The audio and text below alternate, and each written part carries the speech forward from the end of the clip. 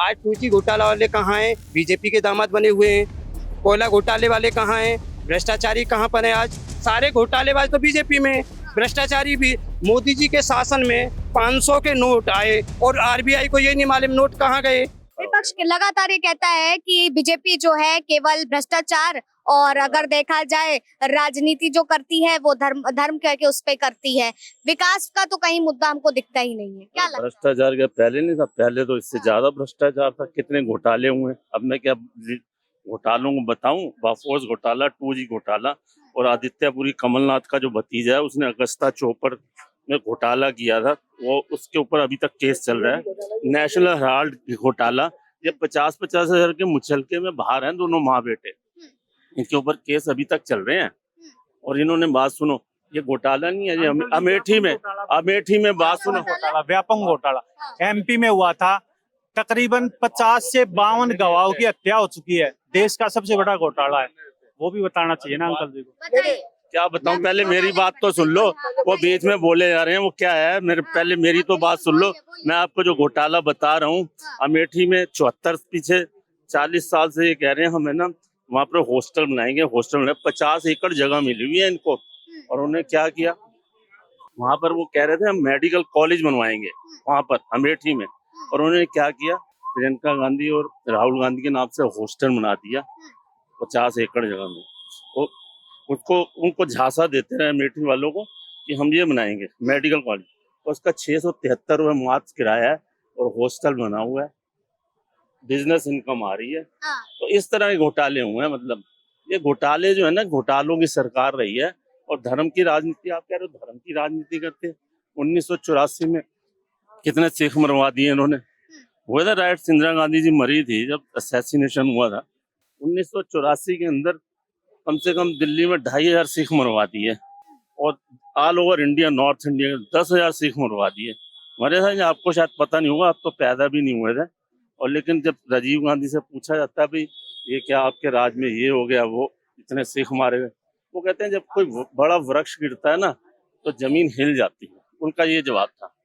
इसी तरह उनका पॉलिटिकल एडवाइजर है पित्रोदा, उनसे आज बात करो भाई ऐसे ऐसे हुआ था आपके राज में, आप कहते हुआ तो हुआ, ऐसी बातें करते हैं।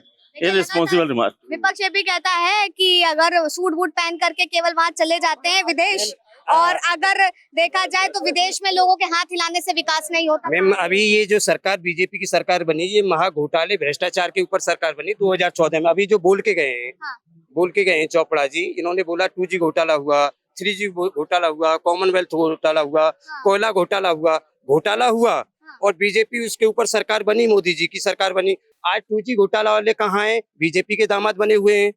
कोयला घोटाले वाले कहाँ हैं? भ्रष्टाचारी कहाँ पर है? आज जो भी भ्रष्टाचारी थे, जिन भ्रष्टाचारियों के ऊपर बीजेपी की सरकार बनी, वो सारे भ्रष्टाचारी तो बीजेपी में। सत्यम घोटाला वाला, व्यापम घोटाला, चिटफंड घोटाला वाला, जिस घोटाले में ममता बनर्जी ने अपनी पार्टी से रेल मंत्रालय से हटाया था, पार्टी से हटाना था, वो बीजेपी में दामाद बने बैठा है बीजेपी का। सारे घोटालेबाज तो बीजेपी में, भ्रष्टाचारी भी। और आज जो घोटाले हो रहे हैं, अभी जो केदारनाथ वाले मंदिर का मोदी जी के सामने सोना रखा गया था, वो पीतल बन गया। मोदी जी के शासन में 500 के नोट आए और आरबीआई को ये नहीं मालूम नोट कहाँ गए। 500 के नोट कहाँ गए? जो घोटाले आज हो रहे हैं, जिन घोटालों के ऊपर बीजेपी बनी थी, वो तो सारे दामाद बना ले घोटाले को खत्म करके। वो घोटालों को खत्म करके केदारनाथ में सोना, तो वो तो एक प्रोपेगेंडा है। क्या अगर अच्छा बताओ, क्या केस दर्ज कर दिया आपने? केस कौन दर्ज करेगा? सरकार की जिम्मेदारी क्या है? सरकार की जिम्मेदारी केवल अफवाह देखिए, अफवाह फैलाई जा रही है, और ये खाली क्या है? जिन सरकार के, चलो ठीक है, ये बात मान ली। 2G घोटाले में 2G घोटाले के ऊपर सरकार बनी, उसमें क्या हुआ? और अभी बोला मंदिर वाला केस 2 साल में सॉल्व करवा लिया। नेशनल हेराल्ड वाले केस के लिए 9 साल सरकार को हो गए। क्या किया है उसमें? 9 साल में क्या किया है? 9 साल में उसको जेल नहीं भेज पाए, 9 साल में उसका जजमेंट नहीं हो पाया नेशनल हेराल्ड का।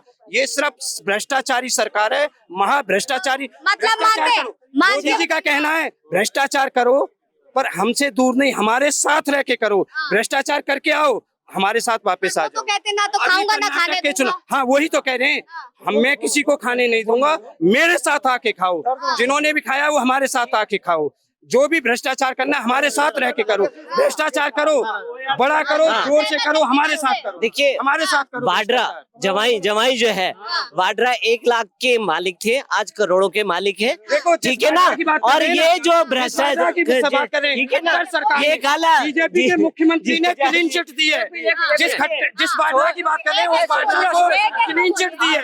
जिस वाड्रा की बात कर रहे हैं उसे क्लीन चिट दी है बीजेपी अच्छा, तो सुनने दीजिए। अभी इनके इन्होंने क्लीन चिट दे सुनने दीजिए बात। जीजा जी को इन्होंने क्लीन चिट दे दी है। अभी बेल पे चल रहे हैं और जेल का नंबर है। ऐसी बात नहीं है, धीरे धीरे करके चलेगा और वो सरू।